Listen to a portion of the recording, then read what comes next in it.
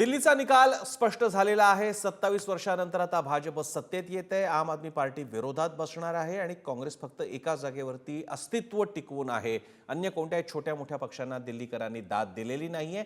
या निमित्तानं दिल्लीकरांनी 11 वर्षांचं इतकं मोठं शासन काळ जो मिळाला होता केजरीवालांना, त्यानंतर आता टोपी फिरवली आहे, भाकरी फिरवलेली आहे, सत्ता फिरवलेली आहे आणि तिथे आलेले आहेत आता मोदींचं सरकार दिल्लीमध्ये सुद्धा बघायला मिळणार आहे। भाजपसाठी अख्खा देश भारत 3 वेळा त्यांनी जिंकून दाखवला, मात्र नाकाखाली जिथे दिल्ली आहे, राजधानी आहे, तिथे मात्र सत्ता नव्हती। ती सत्ता आता भाजपची आलेली आहे। त्यामुळे भाजपसाठी दिल्लीचा विजय हा अन्य कोणत्याही राज्यांपेक्षा अधिक महत्त्वाचा ठरतोय, कारण आता मोदी जिथे पंतप्रधान जिथे राहतात आणि कारभार हाकतात देशाचा, त्याच ठिकाणी आता भाजपची सत्ता सुद्धा आलेली आहे। यानंतर आता सगळ्या प्रकारचं विश्लेषण सुरू झालेलं आहे। हे विश्लेषण भाजपच्या बाबतीत, आपच्या बाबतीत आणि काँग्रेसच्या बाबतीत करावं लागणार आहे। त्यासाठी आपल्यासोबत मान्यवर आहेत। मी पहिल्यांदा जयंत माइंडकरांपासून सुरुवात करतो। माइंडकरजी, आपला मुद्दा चालू होता, आता हा दिल्लीचा निकाल काय सांगतो?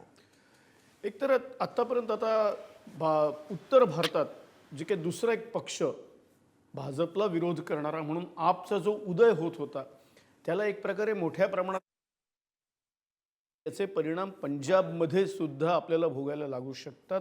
त्याची शक्यता नाकारता येत नाही।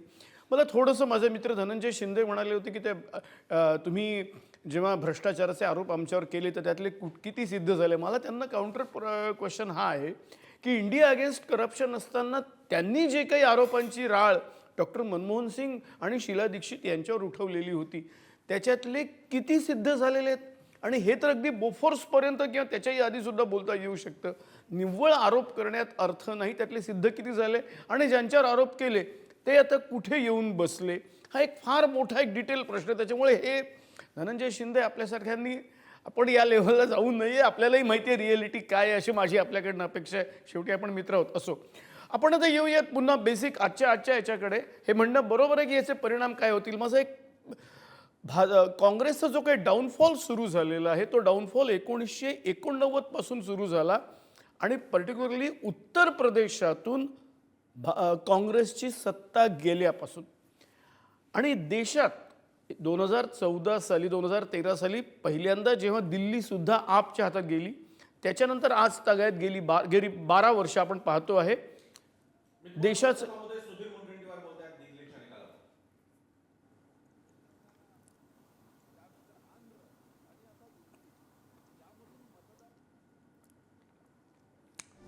त्यांचा आवाज आपल्यापर्यंत पोहोचत नव्हता। माइंडकर पूर्ण करा, म्हणजे मला जातं। गेली 12 वर्ष आपण पाहतोय की आपल्या देशात सुद्धा भाजपची सत्ता आहे। त्यामुळे दिल्ली आणि उत्तर प्रदेश हे अतिशय 2 महत्त्वाचे पॉलिटिकल स्टेट्स आहेत आणि त्याच्यामध्ये आज आपचा पराभव होणं एक प्रकारे ट्रँग्युलर कॉन्टेस्ट माझ्या दृष्टीने ऑलवेज हेल्प्स बीजेपी एनिव्हेअर, आणि ते आत्तापर्यंत झालेलं आहे आणि म्हणून हे इथे आपल्याला परिणाम दिसत आहेत।